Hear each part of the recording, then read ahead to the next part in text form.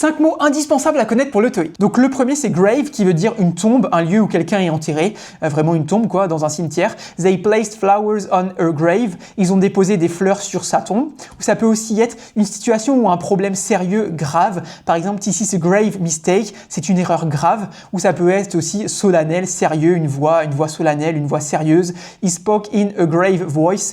Il a parlé d'une voix grave et sérieuse. Ensuite on a le mot illiterate qui veut dire illettré comme en français quoi, qui ne sait ni lire ni écrire. Par exemple, many adults in the region are still illiterate. De nombreux adultes dans la région sont encore illettrés. Ou ça peut aussi être, quand on est au sens figuré, mal écrit ou peu instruit. Par exemple, his message was full of illiterate mistakes. Son message était rempli de fautes grossières. Ensuite, on a le mot parcel qui veut dire un colis. Par exemple, the parcel arrived this morning. Le colis est arrivé ce matin. Ou une parcelle de terrain, par exemple, they bought a small parcel of land outside the city.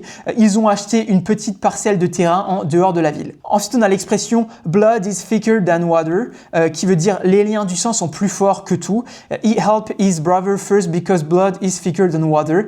Il a aidé son frère en premier car les liens familiaux sont plus forts que tout. Et enfin, il nous reste le mot lengthy qui veut dire long, souvent trop long. Par exemple, the meeting was very lengthy and tiring. La réunion était longue, fatigante, trop fatigante. Donc voilà, si jamais tu passes le TOEIC bientôt, n'hésite pas à t'abonner parce qu'on fait des vidéos comme ça tous les jours. Donc ça permettra vraiment de t'entraîner à fond pour le TOEIC. Et puis si jamais tu veux tout mon cours de grammaire pour le TOEIC, dans le commentaire je veux le cours et moi je t'enverrai un lien, c'est 100% gratuit. En gros sur ce lien-là, tu auras tous les cours de grammaire qu'il faut absolument maîtriser pour le TOEIC. Donc voilà, n'hésite pas. Et moi je te dis du coup à tout à l'heure pour une nouvelle vidéo d'entraînement pour le TOEIC. Allez, ciao!